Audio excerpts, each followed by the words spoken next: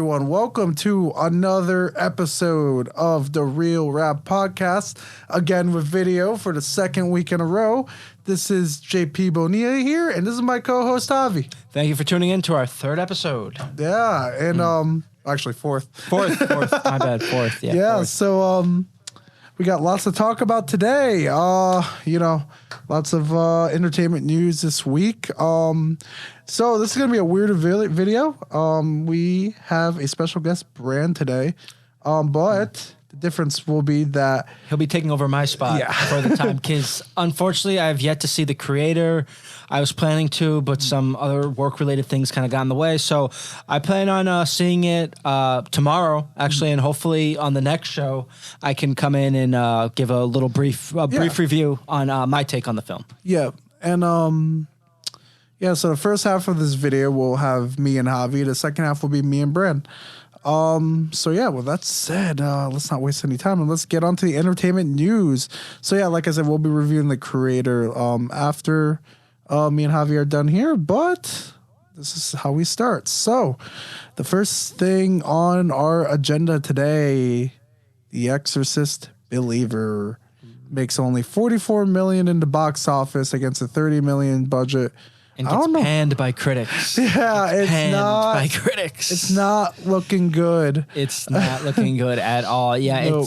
I saw the reviews. It has like a 22 on Rotten Tomatoes. Yeah, it looks like it. Yeah, and it just, again, it had some kind of, its marketing too, I feel like didn't really, because it was kind of, when it started, releasing trailers, it was in the middle of like the strike too. So the marketing, that definitely messed it up.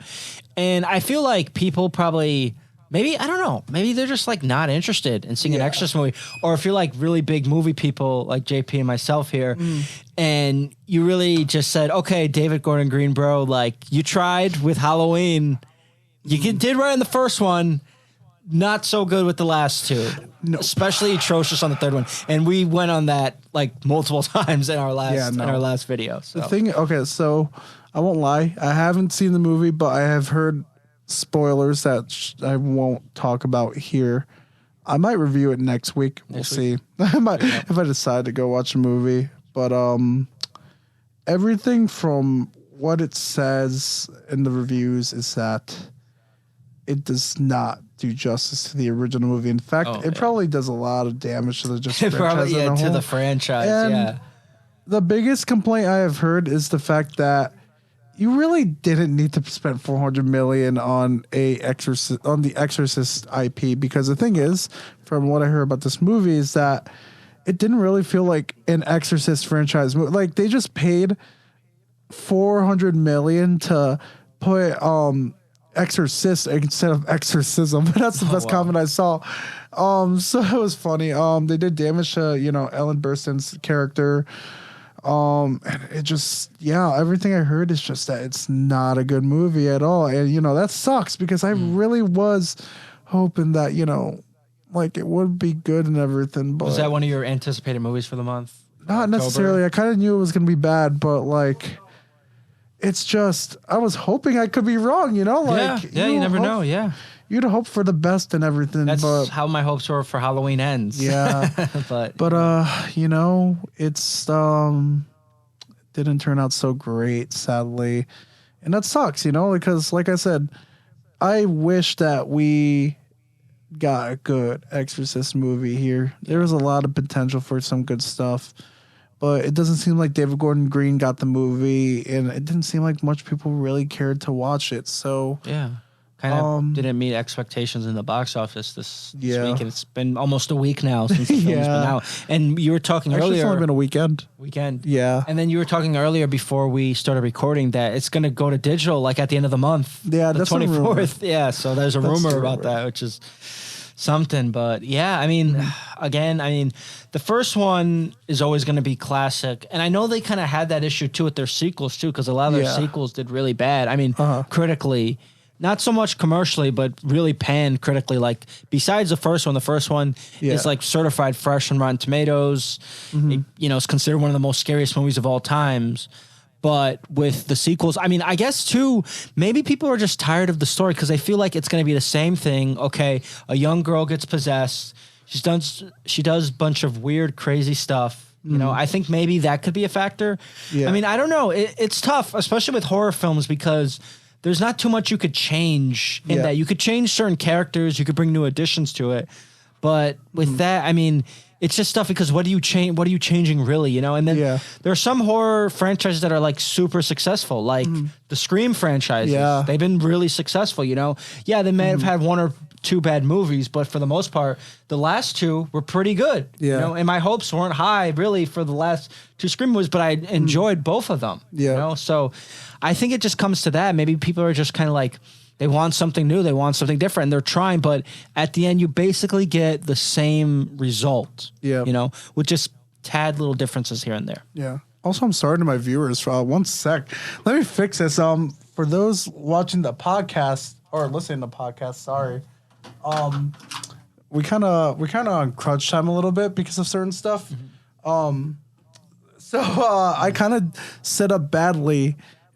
We had one of our mics like facing the thing, and there's like a whole wire that's in our way. So, yeah, I'm sorry about that. To those watching the video, that looks terrible, but it's okay. We got everything working now.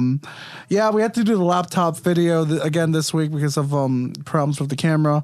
But next week, I promise you guys, next week is when we get it. Yeah, up and running. But yeah, I mean, hopefully with we'll see what happens with The Exorcist. I mean, right now it's not looking too hot right now, but we'll see if that number goes up in the box office. I mean, who knows? Yeah, it's up in the air.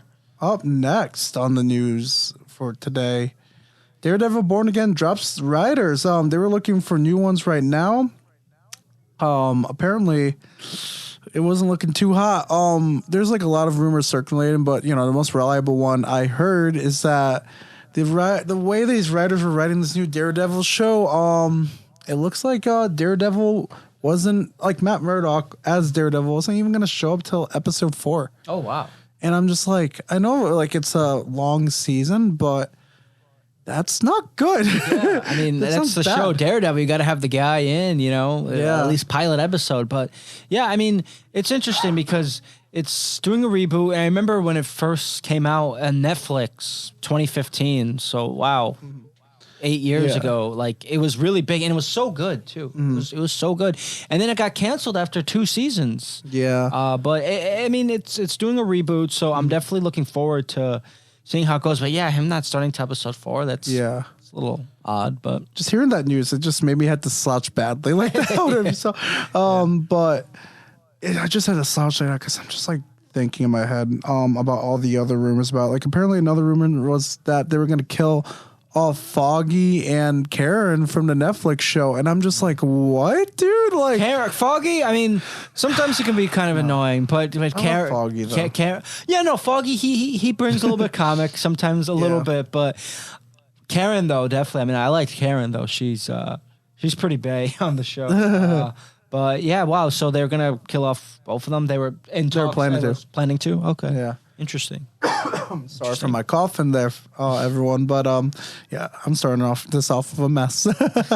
But yeah, no, it just didn't sound good, dude. Like everything these writers, and also I just hate that they're not like connecting it to the Netflix show either. It is just the Netflix show was really good. It was good. Yeah, I know it was Marvel Television. I know Kevin Feige wants to do his own thing, but dude, if you brought back the guy that played him in the Netflix series, and you have a fan base that loves that show, why not just connect it? Yeah, I know. Why just add and mess it up? It just it just doesn't connect really. I'm trying to think for the word here, but yeah, it just doesn't make sense because if you have a good product, why kind of if something's not broke, you don't need to fix it. Yeah, and yeah. I mean, we'll see. We'll see what happens with it. But it looks like there's definitely a few odd tweaks that they're planning to do at least with the program. So we'll see. Who knows? A few minutes later. Okay, sorry about that, guys. We had to cut out a little bit. I was kind of choking. I need to get some water here, some good H2O. So we're all good now. As we were saying, I'm just not the biggest fan of what they were, planning to change and everything. It just doesn't make sense, like it's just. I don't know. Why change something that's already good? Like I would get if this is like, one of the old franchises and everything, like everyone's getting older, all this stuff. But like, like I said, you're already bringing back Charlie Cox. Mm-hmm. You're bringing back what's his face? Whoever played the Punisher. John Berthenau. John Berthenau. And like, if you're bringing them back, why change it up, dude? It's just like I said, the Netflix characters. Everyone loved every one of them except Iron Fist, but Iron Fist. Oh yeah, it was just good casting on all on all parts. So yeah, they were all good. They were pretty good. Yeah, besides Iron Fist, I mean, it had its issues, but I mean, Jessica Jones, Luke Cage, they were good shows. I mean, Punisher, just bring them back. Yeah, I don't know. You have them on Disney Plus. You own them. Like just call it another season, and I don't know. But this also is really a good thing because it shows that they're changing it because, they had no showrunner or anything before. They were just trying to fix everything in post-production. It's good to see that Marvel's kind of gained some, some change of pace when it comes to their TV shows because their TV shows have really been lacking, in my opinion. I'm not really a fan of them anymore, to be honest. After Secret Invasion. We don't talk about Secret Invasion. that one's like the best example because it was just... it was just poor on all levels, Yeah.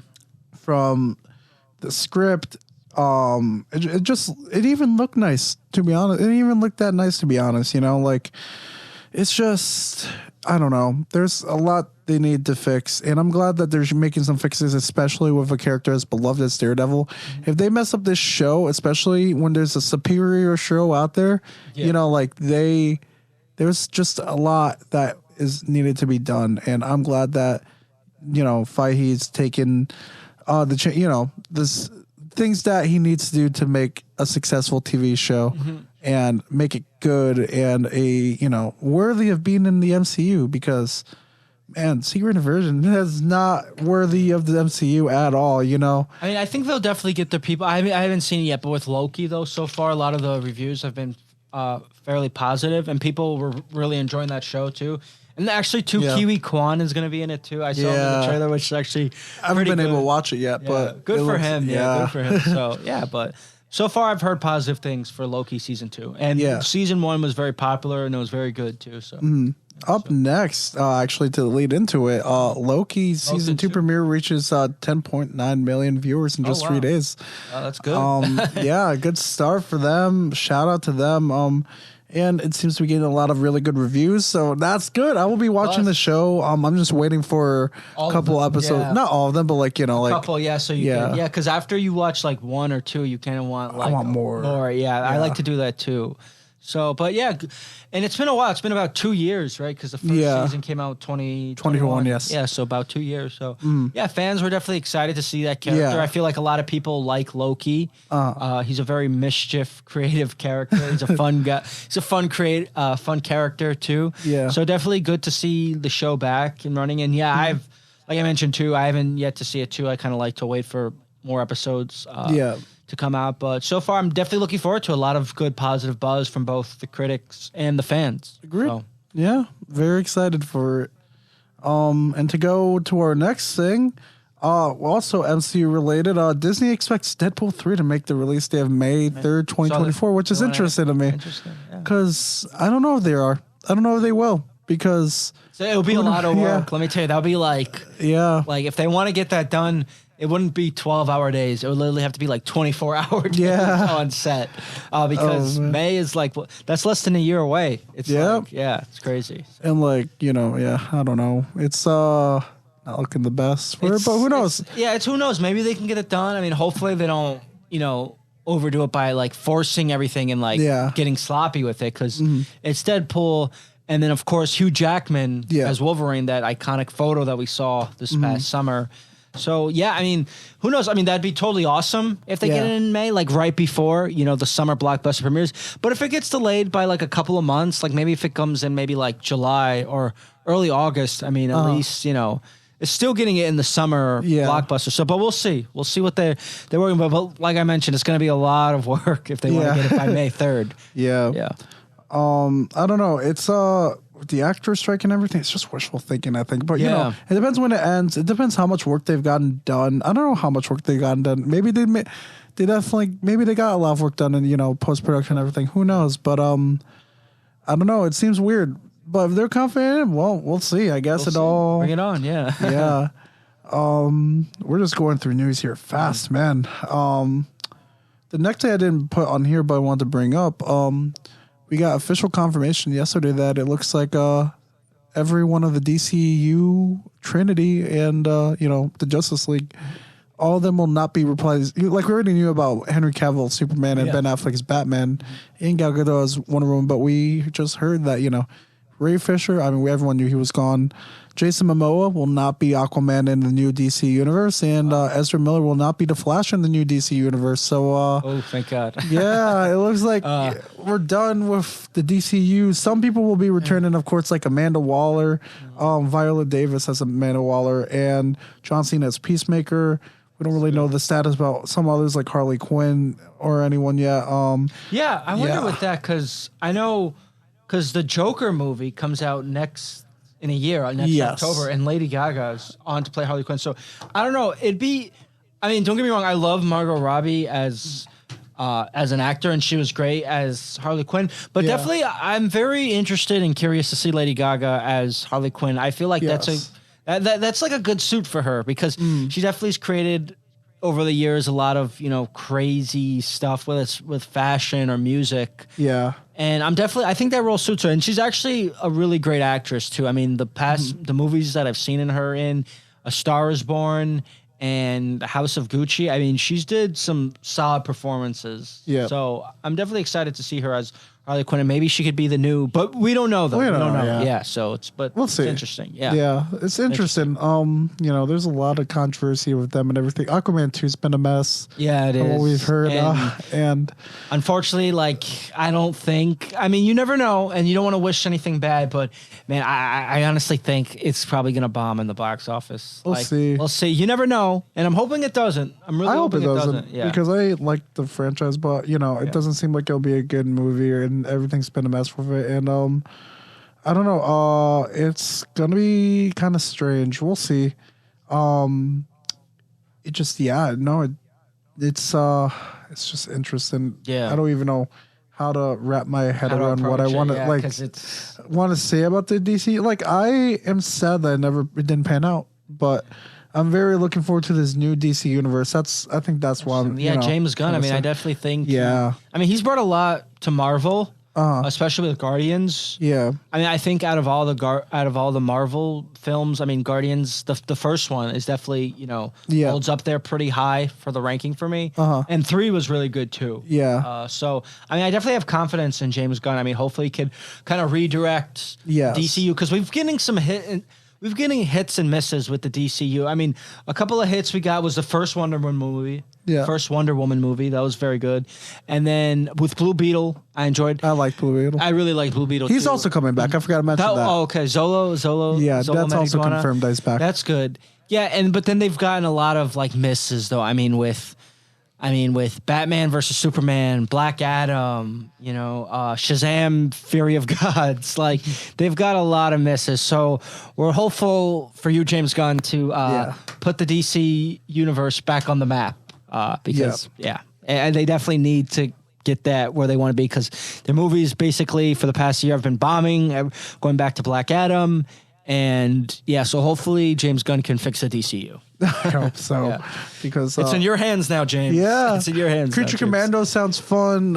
Superman Legacy is it's my most anticipated movie at the moment. Yep. I don't think anything else comes close to that for me. That's my most anticipated movie at the moment for me. Not even coming until 2025. I know, yeah, but summer of 2025. That and the Batman or the Batman Part 2 are the only ones that I'm really, really, really, really looking forward to because I just really want to see them do justice. I like Man of Steel, but it's not that good of a Superman movie. I want to see something that, captures everything about Superman, why he's the way he is and everything, so just humble and everything because Superman Lois does a good job of it, but like I just want to see another movie like that. You know, like the original Christopher Reeve. Like it's just The one from the 70s. movie. Yeah. Yes, Yeah. it's just a great movie. Like I just want to see something like that, and I think James Gunn is the right choice to write and direct. You know, Definitely. I know people will say like, oh well, he shouldn't be in that spot because he's the like the co-CEO of DC Studios, but hey man, if he's got the talent to do it and he's got the passion to do it, exactly, why not go for it? Like it shows in your art too with that work, that when you've really dedicated into something, then you'll see that. Yeah, and the audience feels that too as well, and that's how we kind of connect with it. So yeah, I mean, I definitely have confidence. I mean, he's done a good job with the MCU, and like I mentioned, with Guardians, just incredible. And I definitely have some confidence in the DCU kind of making their comeback. So yeah, we'll see how it goes. We'll see how it goes. And with that, we go to our final news of the day. WGA and AMPTP make their new deal official. So it looks like the writers got what they want. And they like the terms, and they're back to work, and we are, getting some stuff written, some new projects produced. That's awesome. Now all that's going down is the writer's strike. Well, if I check right now, I don't know if anything's come out. I know they've been talking lately and everything. The only thing I'm getting right now is Will and Jada Smith just separated and started to hear that. But it's not really much else, talking about actor strike. But for the writer strike, it's done. We've been talking about it for weeks, ever since the beginning of the show. Yeah, ever since our first episode. We've been mentioning it. So, I mean, that's good. I mean, definitely, I'm glad they were able to make an agreement, because without the writers, I mean, we wouldn't have all these great stories. And it's good. And we're starting to see some things come back, too. We saw the talk shows. They came back last week. So Jimmy Kimmel, Jimmy Fallon, Stephen Colbert. So it's definitely good to see those guys, Seth Meyers. And then Saturday Night Live actually comes back, too, this Saturday. Yeah. So we're definitely... Nice to see John Oliver back too. Yeah, John Oliver too last week tonight. Yeah. So it's definitely we're moving in a direction, in the right direction, and looks like people are happy with that. So still, of course, some improvement and got to figure out what's going on with the actors strike, because they were doing that in solidarity for the writers. But we're seeing a little bit of improvement, a little bit of leadway, and a couple of things coming back, which is good. Which is good for the writers being satisfied, and then the audience too for getting the content. So it's good. Yeah. Sorry for that hiccup, guys. This podcast has been a mess today. We had a really good Real Rap Wrestling recording a couple minutes ago before this. And it went over time. Javi has to get going in a few minutes and everything. So it's been definitely something that was a little bit of a mess tonight, but it's working out well. Next week I will not be feeling like it's allergy season, so I'm feeling same. I mean, nasal congestion, all that stuff, sneezing. Yeah, it's pretty bad. Yeah, at least it's not COVID, but man, so anyone out there with allergies and everything, bless you guys. You can relate. You guys can relate. Yeah, it's been like I said, quite the episode. But with that, that's the end of our news. Up next, we got what's coming out this week, our usual segment that we usually have at the end of the show, but since me and Bran are gonna do our creator review, we're gonna do it now. So not much this week, but not too much going on. In theaters, we got from Taylor Swift Productions, Taylor Swift The Eras Tour, which has sold out a lot of places in my local AMC. It's going to be definitely it's going to break the box office, I feel like, this weekend. It's going to be the next Endgame. Well, probably not that high, but it's definitely going to be pretty big. I mean, Taylor Swift has basically dominated the past year. Yeah. I mean, after her album came out last November. But especially recently. Yeah, especially recently with the tour and then all the news that's been going around her. I'm not going to say it because we all know it. We all hear it all the time. But I mean, definitely, I mean, I definitely know it's going to do well in the box office. And, And, it's, I heard her tour was really good anyways too, so I wonder how that will look in the movie form. Be interesting, kind of like a documentary concert. That's the last time there was a concert movie. I remember when I was like 8 and 9, there was a lot of concert movies coming out at that time. I remember there was like the Hannah Montana and Jonas Brothers one in 3D and all this stuff. Like it was nuts how many concert films there was going on. It used to be a really popular trend. Yeah, it was a big trend. Yeah, I remember that in the late 2000s, early 2010s because I remember too Justin Bieber when he was. That's another one. Yeah, he had those. And I think that was a straight up documentary actually. Oh, it was straight up documentary. Yeah, but still. And then didn't they have one with Katy Perry too? I believe so. 2012. They had one with Katy Perry in 2012. I forgot the name of it, but so that's a crazy trend that's kind of going back because besides that, there's the one with Beyonce coming out in December. Oh, okay. So nice. Looks like another woman who's been dominating the year too, Beyonce. Not as much as Taylor Swift. Oh yeah, no, Taylor Swift is Still, you know, props to them. They lots of hype for this film. I know the Swifties will be very excited. Definitely. Concession workers, I'm very, very, very sorry, and you're gonna be busy. Yeah, with the popcorn, the soda, everything. When I was at AMC today watching The Creator, one of the workers was mentioning that, and they're like, "Yeah, dude, oh my god, like Friday is gonna be nuts, Saturday and Sunday, like this weekend's gonna be nuts." Yeah. And it's gonna be raining too this weekend. Yeah, so even more people are gonna be at the theater. They're gonna be like, they already are preparing for it. They are not looking forward to do it, but hey.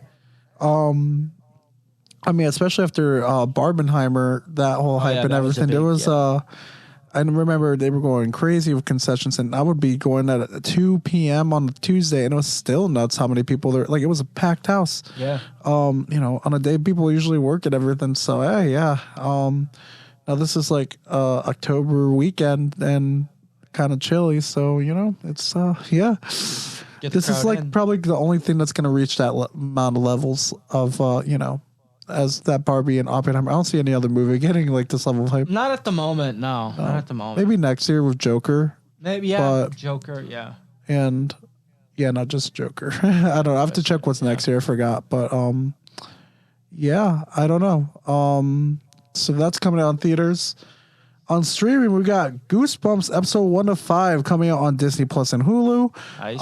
Interesting. I'm very, very, very excited because I will say I have been a Goosebumps fan for years, ever since I've been a little kid. Nice. Reading the books. Yeah, I loved the TV show. Even at a time when I was afraid of horror, I would still always go back to Goosebumps because there was some scary stuff on that show. It was especially the one with the ventriloquist stuff. Yeah. That's like Slappy. Yeah, bro. That's like for a kid, like yeah. I mean, it's not like Chucky or nothing, but it's still a little like intense, But yeah, it should be interesting. I'm definitely open to giving it a watch too. I mean, I grew up reading some of the Goosebumps books, and I remember the show too. I would occasionally see reruns on it, on Cartoon Network. That's when I saw it. I was like in middle school. So yeah, definitely should be fun. Definitely open to checking that out. So yeah. Yeah, and there's been they had like the 2 movies recently too. The one with Jack Black. Jack Black. Yeah. Yes. I like the first one. The second one wasn't that good, but the first one was pretty fun. It was pretty fun. Yeah. And it's written by the same person who made the first one, so I'm looking forward to it. It should be good. It has Justin Long in it, and then I forgot the rest of the cast. I don't know if they're like necessarily notable. I don't know if I know them, but Justin Long, he's been kind of getting back in here, huh? Like last year he had Barbarian. Yeah. Barbarian. And he was in something else too. I forgot. Zach Morris. What the hell? There's a guy named Zach Morris on here. Zach Morris. No. Hey. I saw that Zach Morris series on Funny or Dead. What was it called again? Zach Morris is trash. Yeah. I don't know how I feel about him in the show. Yeah. Zach Morris. Goosebumps. Zach, what are you doing here? Nah, I don't like that. He'll do anything to be the sole survivor. Yeah, no, but there, between this and Barbadian, that's cool that he's I don't really know anyone else on this show. But we got good old Slappy. Oh, wait. Rachel Harris from famous for being Susan Heffley in Diary of a Wimpy Kid. I forgot. Yes. So I know her too. Nice. Wow. That's a name I haven't heard in a while. And then I love how in the cast it says additionally Slappy the Dummy is also has his own casting. That's crazy. I love that. And then weekly we have some Chucky content. I need to watch that show. Chucky looks fun. Yeah. Wasn't Liv Morgan on an episode? Yeah, and then she got murdered. She did like, I know they had like, because I Yeah. remember I saw a commercial for it on USA. Yeah. And she was talking about being on the show. Yeah. And then the next thing that's coming out this week is on tomorrow, which would be, today for those who are listening, because this will be coming out Thursday night. The Fall of the House of Usher, directed by Matt Flanagan of Dr. Sleep fame, and Gerald's Game, I believe. A bunch of other movies that directed by Stephen King. Very good director. I know he's also made a bunch of I forgot what it's called. There was like, there's a haunting. Like it's pretty much a series of that. Haunting. On that in on Netflix that was pretty good too. Yeah, no, I might go check this out. I like his work. I remember Oculus. That was a cool movie. And yeah, it should be a little nice, Halloween horror Getting the vibe, TV getting the show. zone. Yeah. Nice, yeah. And last but not least, from Disney Plus, we got Loki episode 2. Again, haven't watched the show yet, or this season. I mean, just waiting for episode 3 to come out, I think, and then I'll start watching. Should be good. I like the reviews that's getting so far, like I mentioned earlier, and it looks like it's a lot of fun. I like the trailers. To see the reception episode 1 got. Looking forward to it, You just gotta stick that landing because they always mess that part up. So it definitely is gonna get me to watch it. So definitely liked what I'm hearing, what I'm seeing about it. So yeah. Yeah. So all right, guys. With that said, this isn't the end of the episode, but this is the end of Javi's time on here for today. Yes. Thank you guys for listening to us, chat in, and now you guys are going to do the review on the creator. Unfortunately, like I said, I haven't yet to see it, so hopefully on next time's show I could give a little bit of a mini review on it, my thoughts on it. So I'll let you guys get to it. Sweet. So yeah, it's gonna be me and Brad next. We might sit on the couch. Who knows? Might be a different angle, but we'll see. So with that said, while me and Brand have time to set up and everything, here is a word from our sponsor for today here on the Real Rap Podcast. Do you guys like D&D? Well, check out my friends at WFCS Radio who have their own podcast called Every Which Way, which is a TTRPG podcast where they play Monster of the Week. Jared, Sam, and Noah are 3 people living in Wisconsin who find out monsters are real. Listen in as they hunt down the monsters before they become the hunted. This podcast is available on every platform you can listen to podcasts. Spotify, Apple Podcasts, you name it. So be sure to check it out. It comes out every week. And we would like to thank them for being our sponsor for today's podcast. All right, guys. Welcome to the creator spoiler section of our podcast today. As you see, Javi looks a little bit different. That's actually my friend Bran, who's our guest today here on the Real Rap Podcast. Javi had to go home, as mentioned in the first half. And thank you to our sponsors, Every Which Way, for sponsoring this video. And here we are, Bran. We're here to talk about the creator. What did you think of the movie? It was good. Yeah, I liked it too. I saw it in IMAX. I don't know what you saw it in, but I liked it for the most part. I think I saw it in Dolby. Yeah. So it was a really good picture, and yeah, I really enjoyed it. Yeah. Here I am coughing again. But yeah, no, I enjoyed it for the most part. I saw it today. 2 p.m. showing because they don't have Dolby anymore because that's belonging to the Exorcist Believer now. All those slots, and then it's going to be Taylor Swift soon on Friday. But I saw it in IMAX since that's the best one at the moment, and I'm like, yeah. And I liked it overall. I think it started pretty slow, to be honest. Like, I wasn't getting into it at first a little for some reason. You had to get the backstory. Yeah, no, I think it's the backstory. But, like, as the movie went on, I thought it got better and better. There's some things that I didn't necessarily like, but there's some things I liked, So I guess we could go, on about that and as we continue talking here. But I shall ask, what are the things that you liked? What are the things you didn't like? I like the hidden subliminal messaging. It's pretty awesome. It looks from a foreign standpoint. At first, you acknowledge that AI is really evil, and it's a threat to national security and essentially what is America. Yeah. And it kind of relates a lot to many other wars that we have fought in the past and even still to this day. And it's kind of neat to look from from both perspectives.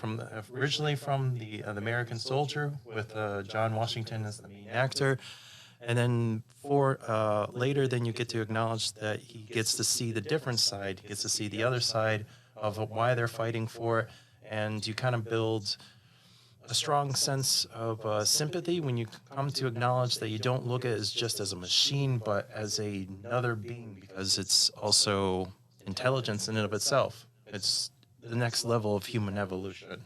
Yeah, I like that part too. I like the concept of, just the AI actually having feelings and everything, while the, human side of things are disregarding and saying, oh, that's just in their programming and everything, just it's not real.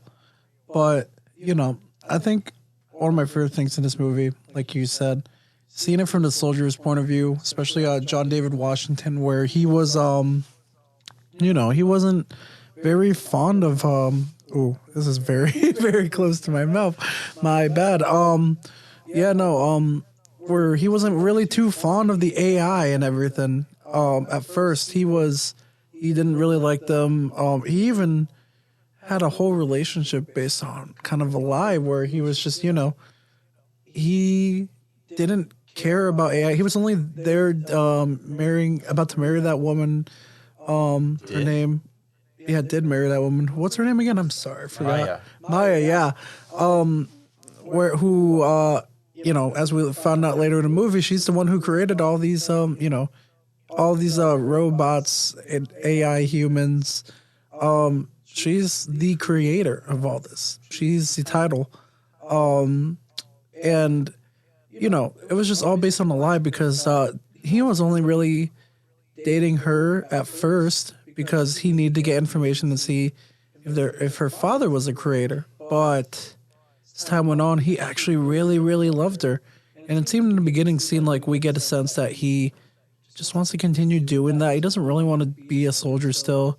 But then, then she dies because they bombed the AI, the AI's land.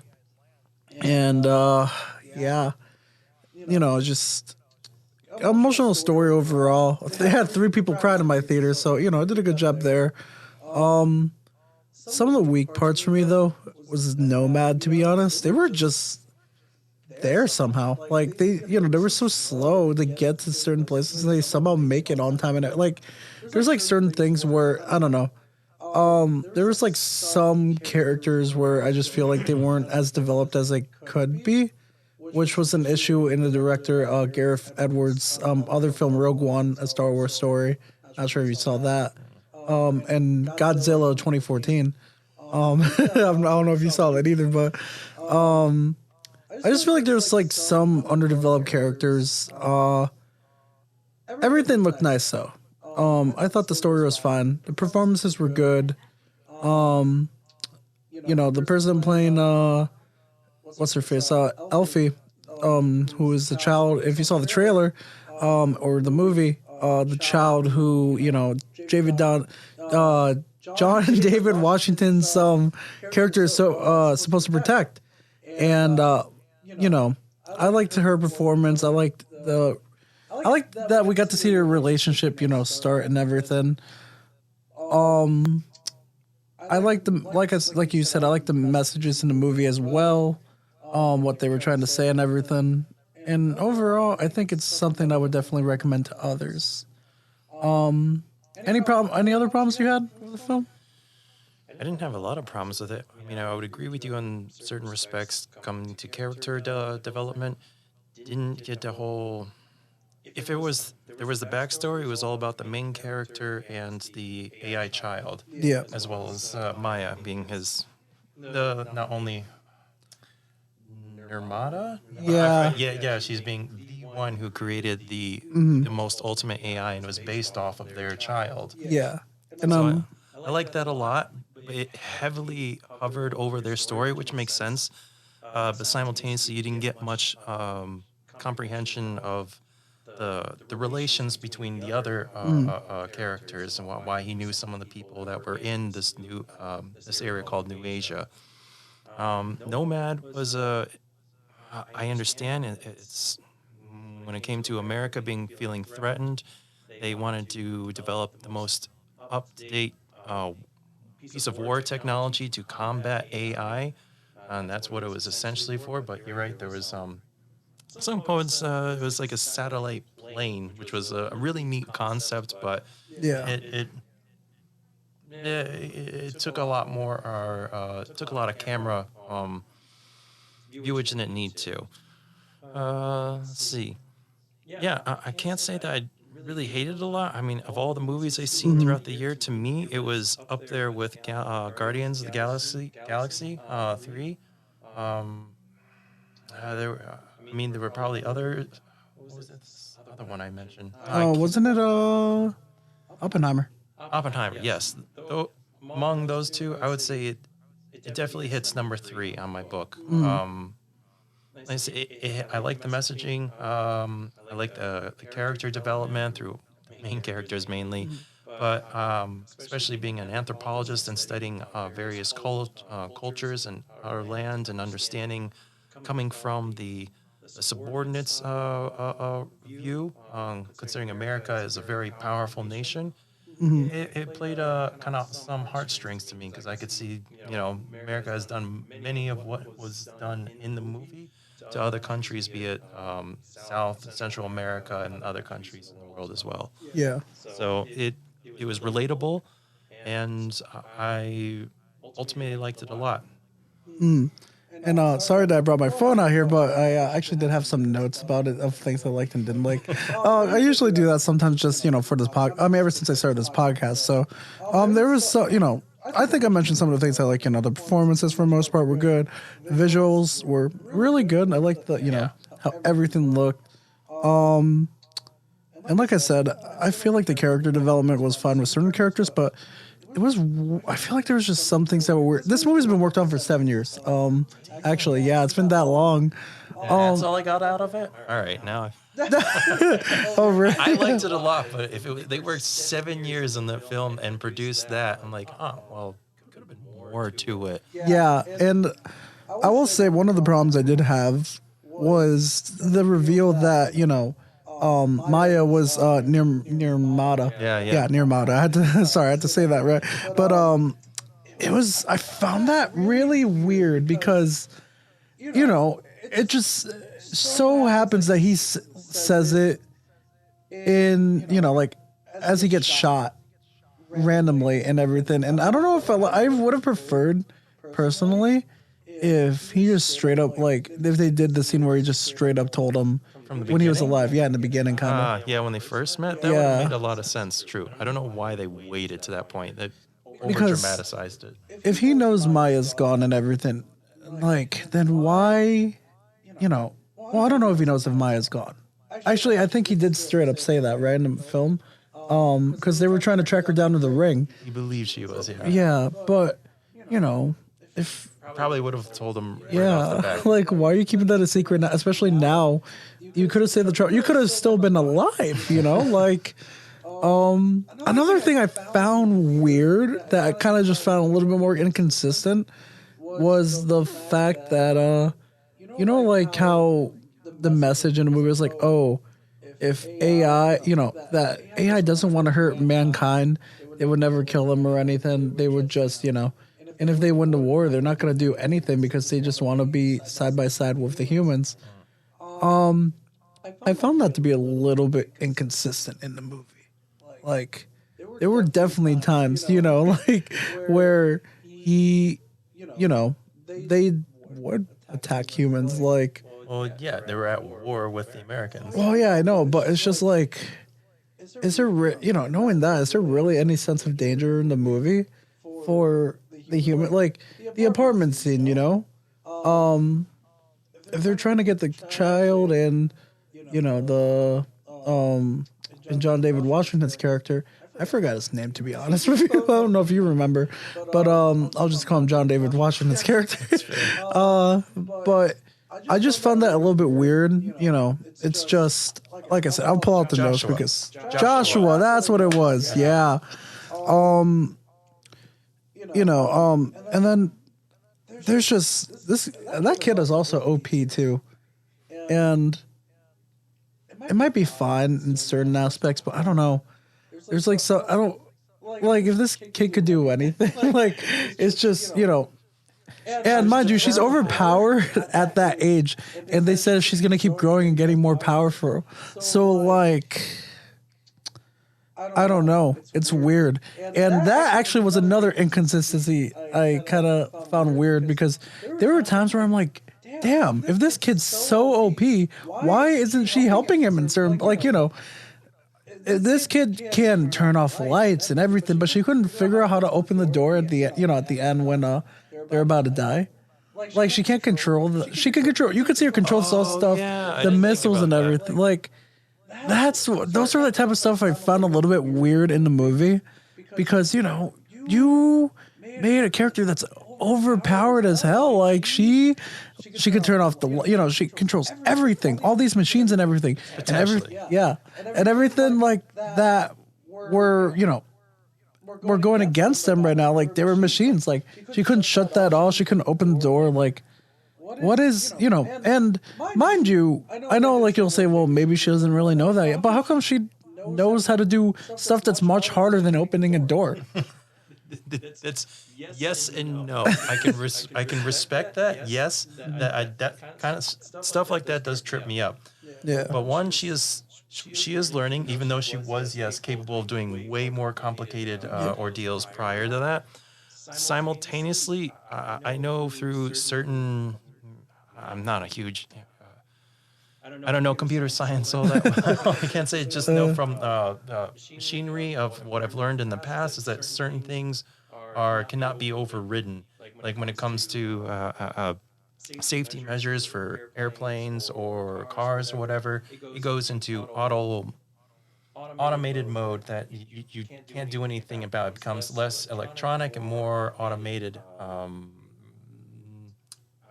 Like you would have to manually override in order to get past that. And that's fair, but like it's just is the door really that hard compared to the to the missiles though? Yeah. To the missiles. And I think the implication is like she could easily override that because she's the AI. She's literally the the AI about it. Like still learning, of course, but it's just like she couldn't easily learn how to open the door, but she can like control these missiles. It's just I don't know. That part was a little bit confusing to me, and I'm not gonna say she's like useless in this movie because she's not. Like there was that scene where she stopped that one exploding robot from going near them. So it's not like she was written to be like useless or anything or absolutely worthless. It's not like they didn't show the capabilities of her powers that they said she had. She showed them a bunch of times in this movie, but there was like a lot of times where it's just like, why don't you override the guns? If you could override the missiles, why can't you, do anything with the door here? I don't know. I just found that super odd. Super odd. And I'm not sure. I think that's one part of the movie I didn't really like. I could respect that, but at the same time, then he wouldn't have been able to see Maya, which is the tearing moment at the end. I get that. I think maybe it was just a little bit of lousy writing at that point. I think it was. It's just I think for like something that's been developed for 7 years, like it needed a couple rewrites here. I know this is like maybe a little bit nitpicky of the movie and everything, but that's the whole point of the reviews here. And but overall I still think it's a fine movie. Don't get me wrong. I just thought like those two aspects were just very, very, very weird. It's intriguing what that caught you up on. I mean, she couldn't control the missiles, so that I get. But she was able to shut down nearly the entire Nomad place down. Yeah. And you're right, she was able to lock the doors when the soldiers were coming after her when they first arrived at the station. Yeah. But you weren't able to unride the door when it was, your father was essentially about to die. So, I get it. There are specific moments that can trip you up.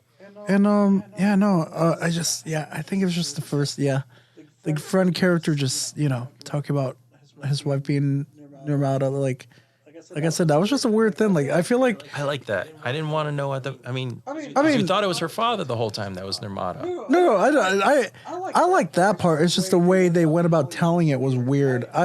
They wasted so much time for nothing, and it led to his robot, like that guy's robot wife getting killed, and then him getting killed. You should have said it earlier. And I feel like it would have gave it so much more meaning to the relationship between him and Alfie, because then he would know that this is her child. Like essentially, Not necessarily. You learn that at the temple.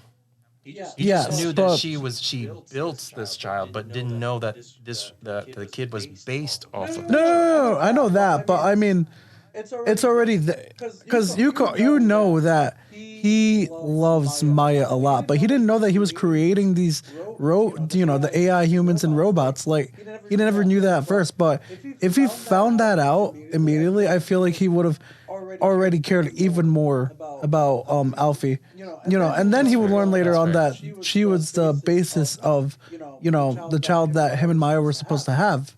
But I don't know, I just didn't like the way that they went about with it. It was just, like I said, for 7 years, I feel like it's kind of weird, some of the ways they kept certain things in the movie. But overall, like I said, it's not a bad movie. I think it's a pretty good movie. I did not know that. The timeline does trump me a bit. Yeah.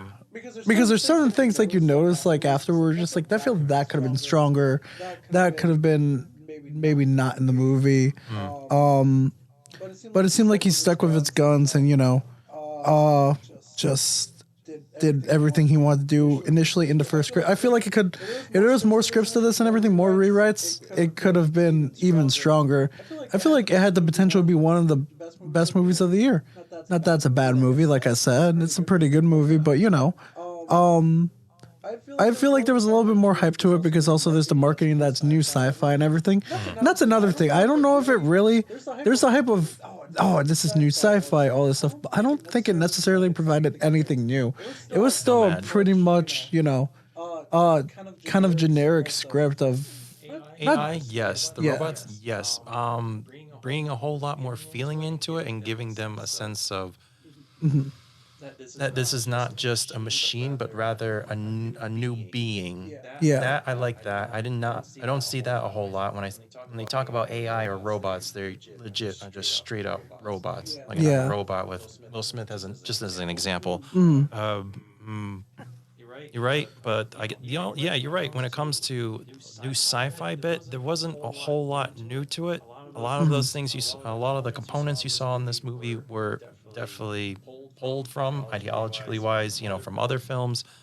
The only thing I saw really new was Nomad. Yeah. Instead of being, it's not a real spaceship. It's not a satellite, but it's like a mixture between like a floating satellite / a ship. I don't know. It was like the newest pieces of technology to combat the AI. I thought it was neat. I think they gave it I think they gave it too much credit, the actual machine, but nonetheless, that was the only new piece of technology in that film I acknowledged. Oh, another thing too that was like, why do they have that? I don't know if you remember. I just saw in my notes because I'm like, I forgot to bring up that something that was a weird point. Why do the AI humans have standby switches on them? I feel like if you're creating just that, on or off. Yeah, like why? I just feel like that's just so weird, just why are you needing to give them standby switches if you want them to be like, kind of what you want humanity to be like? I don't know. It's just like power save mode. I just found that so weird. Because off is off, but then you got power save mode. So I guess it's kind of on that respect. So, I mean, like the AI that was protecting Alfie, closer to the end of the film, like he was sleeping, and I'm thinking, robots need to sleep. But I guess you need to power up, save energy because they're all connected to a battery pack. Yeah.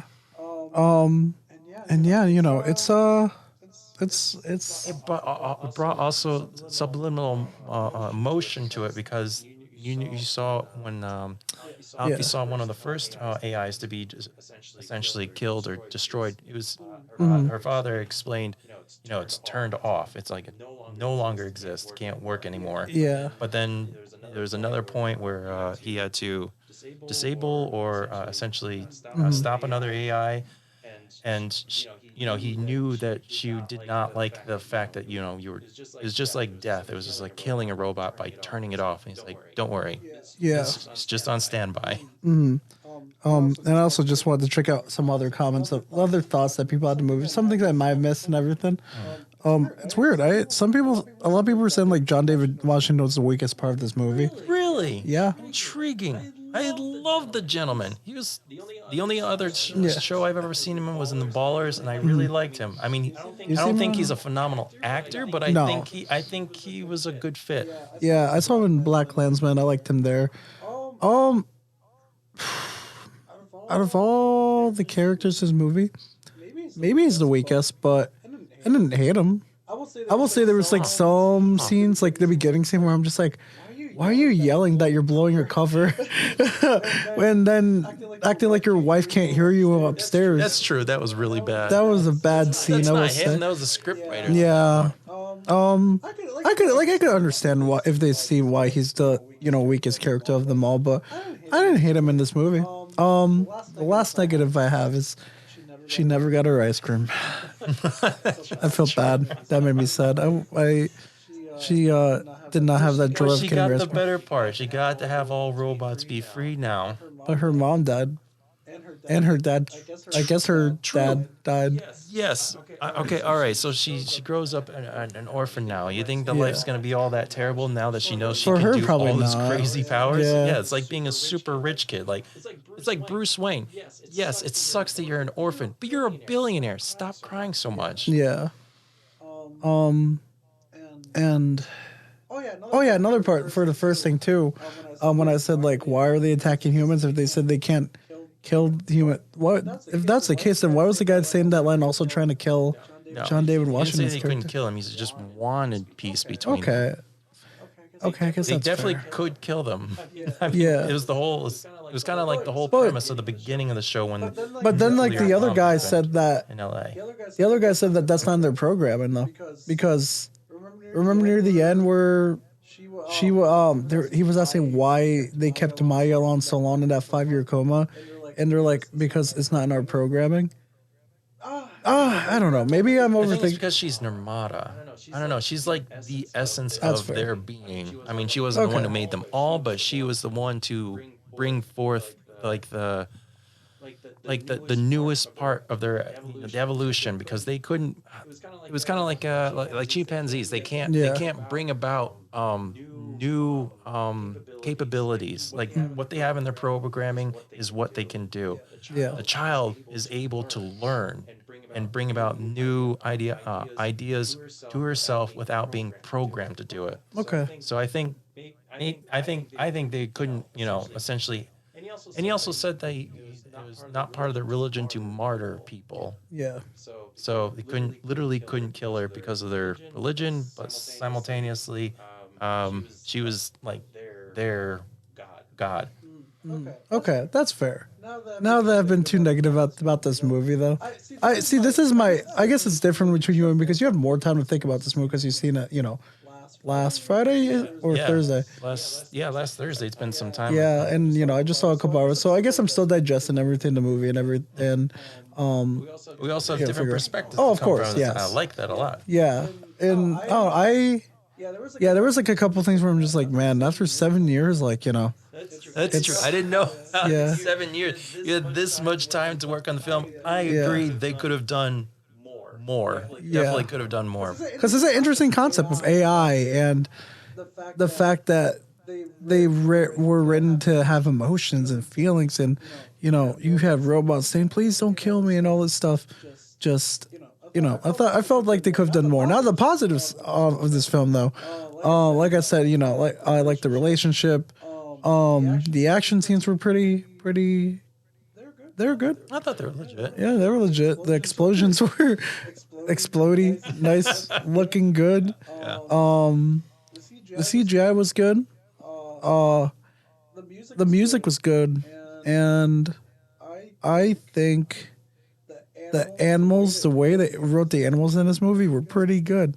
I like that they were just bros and just helping, their fellow people out, because the dog, the dog, when they were trying to get away from the police was that was a real one right there, because that scene gave me so much anxiety, because he just grabbed that bomb and then just, I'm like, oh, but what if it explodes? And just, is he trying to commit, is he trying to just like die with these robots just to save these other humans? And I'm just, it worried me a little bit. I think it was just the dog. He threw it outside the car. Wait, no. They threw it in. I think the dog just perceived it. Oh, like fetch. I'll bring it back. Because they threw it into the shop, and the dog. I mean, it depends how you see it, but like if I were the dog, I would be like, if you played fetch, I'm like, oh, bring it back now. Because that was, but I found that so cool, like just him saving his unintentionally, but yeah. No, it was intentional. No, because not. No, like, I'm gonna stop you. I don't think you remember. I don't think you remember the scene. I do. At the beginning. When they were getting in the car. Yeah, getting in the car. He didn't throw her or anything. The dog. They showed the dog was seeing the bomb, and then the dog grabbed the bomb and then went outside with it, and then just because the AIs threw the grenade into the shop. They threw it in there to blow up him and they didn't know the kid was in there. I feel like the dog was aware though. The dog does not know it's a bomb. I don't know. The dogs aren't that smart. I swear the dog was aware. If it was an AI dog, then I would totally understand. It's just a dog. I swear. There's no way. Let me check this, because I swear, You were overlooking this so much. But then there was the monkeys that were also helping out the humans too. In which scene? In the scene where there was the exploding. You know how they were like there was like kind of like a bulldozer trying to go through the town and everything. This was the same scene where Alfie was stopping the exploding robots. And then like the macaque pulled up like the trigger because one of the AIs was blown up and basically what the monkey did was someone put the bomb on the ship to try, or not the ship, the car to blow it up, and then the monkey's out there, it has a switch, and then it looks and it waits and then it presses it. No. Yeah. I mean, I know what you're talking about.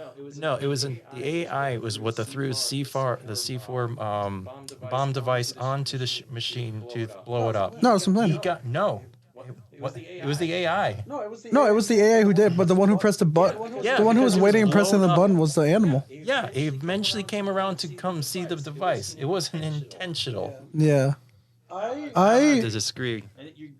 Okay, someone aren't that clever. All right. Unless you teach them to be. So I checked, and just to double check, you might have been right about the dog, but the monkey, 100%. you were wrong about the monkey, because he straight up said that that's what they were written to be. Okay. Yeah. Intriguing. But I know the dog one. I probably was like, it's like I said, I'm trying to remember that scene. I remember but they heard the gunshots and they came to the shop and they're like, okay. Yeah. They realized that the American they were trying to catch, which was John Washington at the time, they threw the grenade in there after knowing that he wouldn't come out. But then the dog saw the grenade and was like, oh, and then picked it up and brought it back. I was really worried about that dog regardless. Me too. I was like, so worried.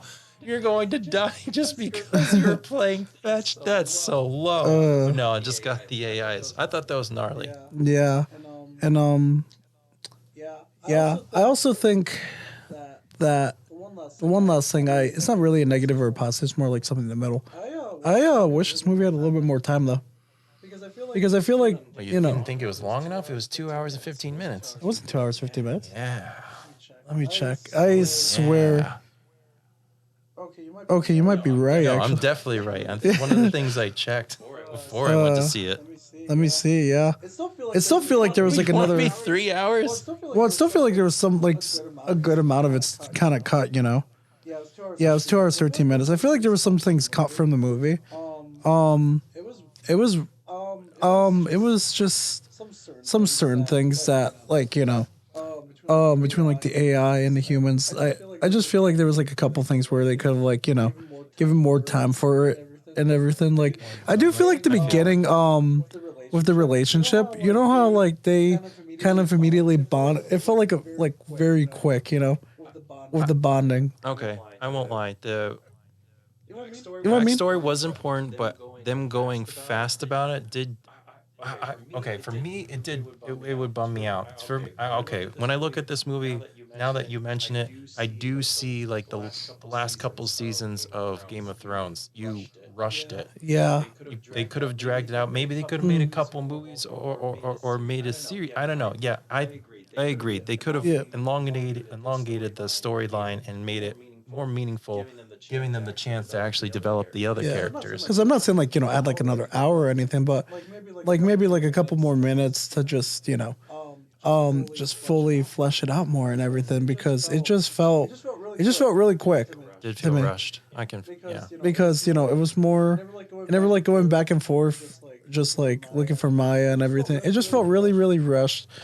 I was really confused by some of the edit, like the editing scene where, where they're going to see Maya finally, but then it like cuts to a thing where, we're talking with Maya and she's like talking about, I just need I wish this war was ending already. And, I found that a little bit weird too. Cause I'm like, for a second there, I thought he was actually talking to Maya, like in the present time in the movie. Catch the flashback. It was a weird time flashback. I will say that too. But overall, I'm just very nitpicky of the movie, of course. But like I said, it's an enjoyable watch. There's a lot to like about this movie. There's a lot of inconsistencies, but I think overall the movie still gets like 3.5 stars for me. 3.5 stars. I have to think about it later in my letterbox, but Out of 5. 5, gotcha. Yeah, I think it's like good. I don't know if I would rank it above other movies. I don't know if it makes my top 10 personally, but I think Of it's the year or all together? of the year. Dang. Wow. All right. I've seen a lot of solid That's movies. pretty brutal. I've also seen 32 movies this year. That's quite a few. Well, new movies, but I think I would rank it like maybe top 15. Yeah, I think I'd rank it because I'll tell you my top 10 right now. It's Top 5. I don't need to hear that many. I could just go through it fast. So number 1's Oppenheimer, 2 is Spider-Man Across the Spider-Verse, Interesting. 3 Guardians, 4 Barbie, 5 Mission Impossible, 6 Asteroid City, 7 John Wick Chapter 4, 8 Saw X, 9 Evil Dead Rise, and 10 Teenage Mutant Ninja You Turtles. put Evil Dead Rise in front of this movie. Yeah, Wow. Okay. I liked it more, to be honest. I still like it more. I'm surprised you said that about Evil. Entertainment's sake. I'm surprised you said Evil Dead Rise and not Saw X. I'm not gonna see Saw. I didn't see Saw X, and I ain't gonna. I'm sorry. When the franchise goes that long, you lose me. But actually, I reviewed it last week. And I don't know if you saw the reviews for it, but it's actually the best one in the franchise. It has a fresh Rotten Tomato score and the first one to do it. And I'll admit, the movie's pretty good because they focused a lot. Like I said, to the viewers already. It was really strong on character development. It's a lot of things they should have done with Saw 2 originally. This is basically like Saw 1.5. Saw X, because it takes place between Saw 1 and 2.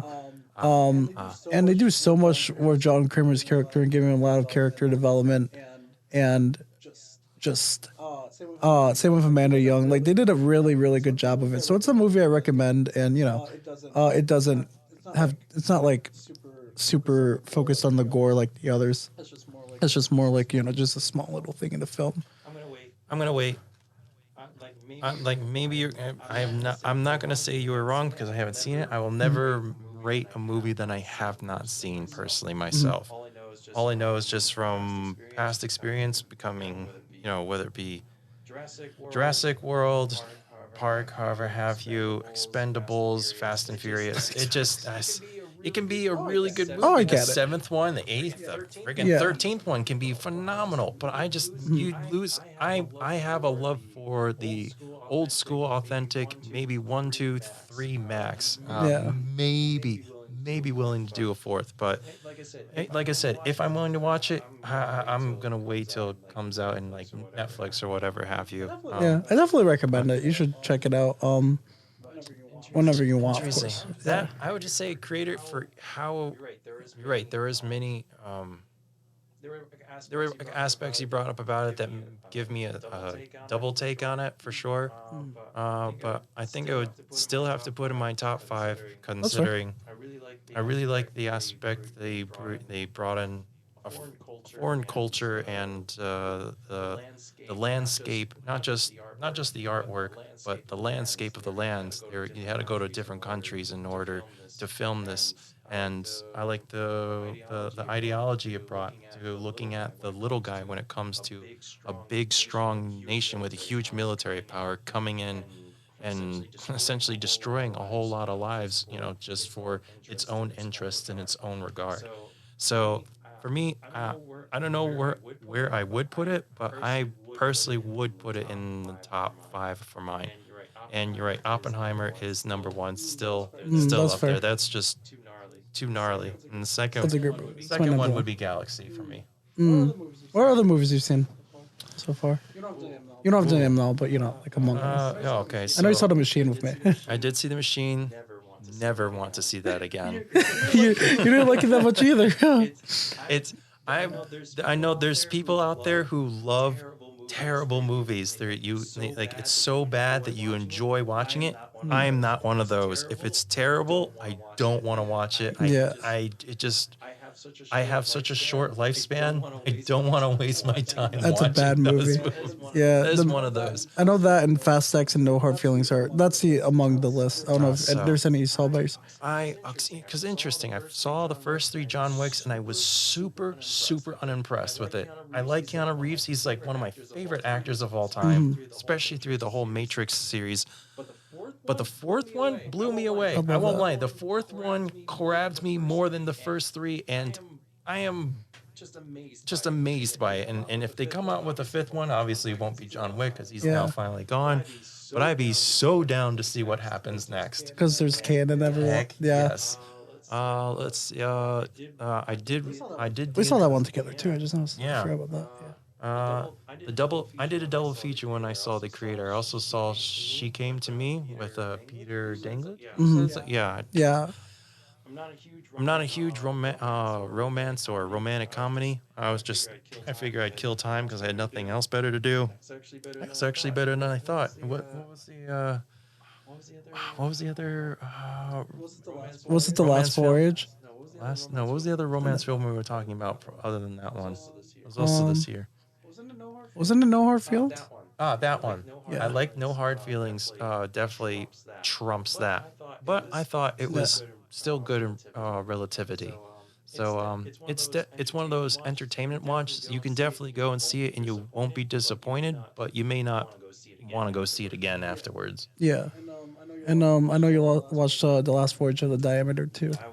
I would highly advise everyone to not see it. It's one of those, if you want to see it on Netflix and you're killing time, it's a rainy day, you legit don't know what else to do with yourself, fine, okay, but don't go to the theaters to see it. It's gonna be on Peacock The soon. At least. trailer was way better than the movie. And if you hated the inconsistencies of The Creator, Demeter drove me nuts. Because of the spoilers, I don't care.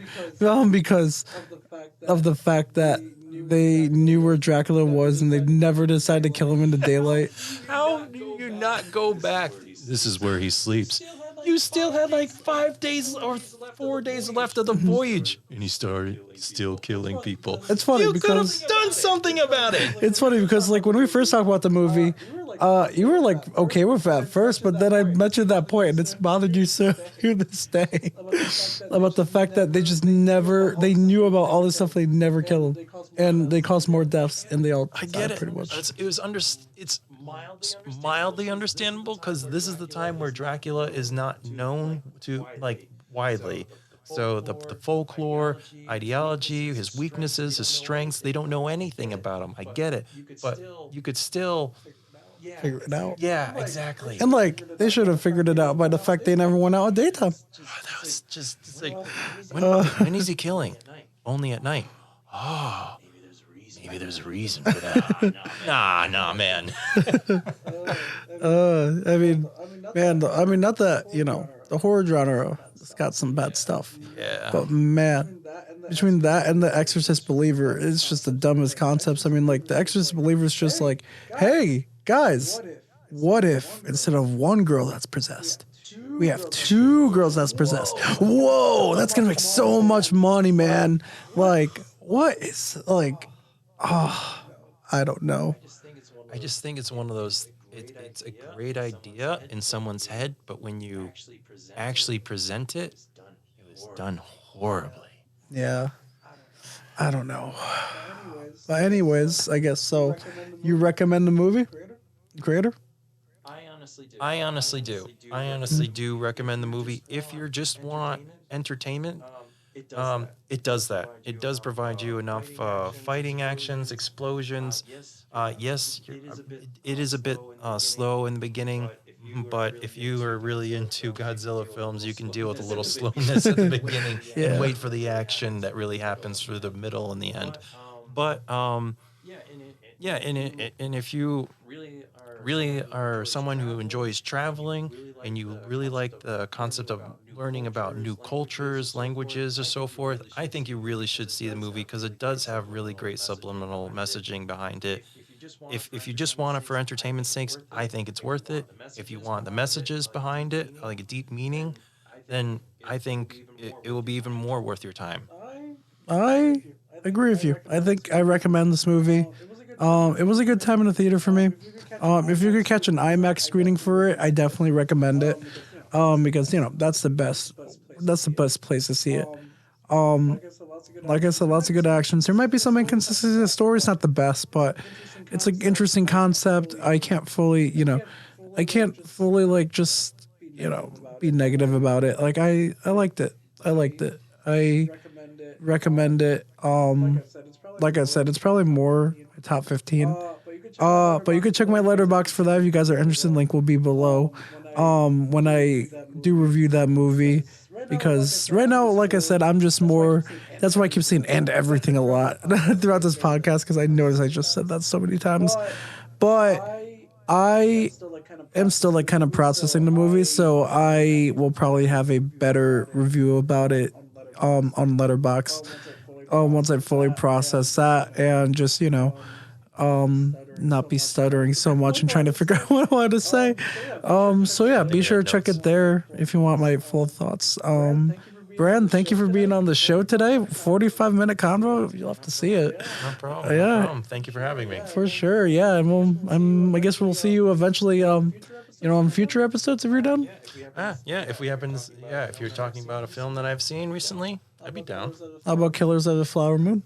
If you're not to watch that. Absolutely. I need to see that movie. I need to see that film. Next week, we'll make plans. It's a long one, though. It's 3.5 hours. I'm actually down for it. Yeah, I'm down for it. It looks proper for it. Yeah, I'm very, very looking for it. So I guess we'll have Bran on in 2 weeks if you're done for a Killers of the Flower Moon review. Next week, Javi will give a small mini review about the creator. We'll be talking about more stuff. We are saving that video game discussion for next week. We've been holding off for 3 weeks, but next week we will finally have it. So be sure to check that out. I promise you guys it'll be next week. Nothing else. Promised. Maybe an Exorcist Believer review. I don't know if I want to watch it though. But we'll see. We'll see where it goes. We'll see how I feel. Watch it. Because as much as I hate a bad movie, at least the rant's fun. I don't agree, fun. but no, I like ranting about like the Expendables one. Listening to it back, it was pretty funny because it's funny because it was so bad. Yeah, You can't get that because I got to see because Hilly and Javi didn't see the movie, and I told them every single thing that happened because they weren't gonna watch it. And they seeing the looks on their faces and like reacting to certain things, like, dude, stuff like that is gold, absolute gold. Like, it is funny. You have to think about it that way, you know. Like, my telling of the story is way better than the actual movie itself. Like, if you told someone about the fact that these guys couldn't kill Dracula and then figure out that he doesn't come out there, do you know, like, for someone that didn't see the movie, like, do you know how funny that is? Like, just you telling them why you hate that movie, detail by detail. It's just like living a bad trauma to me if I were to tell you. It's like PTSD for me. It's like reliving the memory why they couldn't get Dracula even though they had every possible chance to do it. You cringe. Just so dumb. And between that, Expendables 4 and The Exorcist Believer, it's a trifecta of garbage. And I haven't seen that yet. You have to wait and see it. Then you I already know it's garbage, man. Everything I heard about the movie, all the spoilers I read, it's garbage. And I haven't seen too much bad films this year. I only saw that in Fool's Paradise and Last Voyage. But the only thing that's infuriated me was Expendables 4. I'm a big fan of The Exorcist original one. Mm-hmm. And if this movie is as bad as they say, I might do an Expendable style rant because that's probably a top 5 horror. That is a top 5 horror movie for me. Not probably, it is. It's not my favorite all the time, but you know, I love and respect it a lot. And you know, hearing everything about it, I don't know. Yeah. We'll see. But anyways, guys, thank you for watching this video. It's a bit of a long run, but, you know, I'm not sure if I'm going to split this episode into 2 parts or anything, but we'll see. Might be episode 4 and 5 this week. So, but if not, you guys will know because I will have posted the video or podcast, and yeah, you would have seen it by now. So thank you guys again for watching. Javi will be here in full next week. Brandon 2 weeks, I believe, and yeah, don't forget to like and subscribe, and we will see you guys tomorrow for Real Rap Wrestling episode 2 of me, Javi, and Gio. And then we'll see you guys next week after that for the Real Rap Podcast episode 5. I also have one piece of news left to say. We are starting up a Medium page. We will be having writers write about stuff, music, TV shows, movies, video games, wrestling, you name it. So we're going to be expanding a little bit. I got a friend who was interested. I'm interested. There was someone else I was interested too. So, yeah, Real Rap Productions is expanding. So be sure to be on the lookout for that. I will probably have the link in the description as well. So yeah, with that said, again, thank you guys for watching. I appreciate the viewership. Sorry today was a little bit of a mess, but next week's video will be better. Even though this one was pretty solid. But, you know, I will be better, specifically. Because I'm saying the video was bad, but I was the problem here. Coughing and everything, having to get water, messing up some things, and I'm going to torture myself by editing a lot. But, yeah, that's enough for me. I keep talking, so I'll shut up. Goodbye, guys. Have a great day, great night, and I'll see y'all next week or tomorrow. No one ever cared what you said, but to say that means never listening to what mom say. Always had a dream on moving at my mom's place. Always hesitate when it came to putting on the wrong face. When it came to putting it on face. When it came to building up a better being, but a better being never been in the back of your thoughts. Never ever thought you'd ever see them, but I bet that you were heated, but you scream in the back of your thoughts. Nightmares and dreams in the back of your thoughts. Life with a meaning.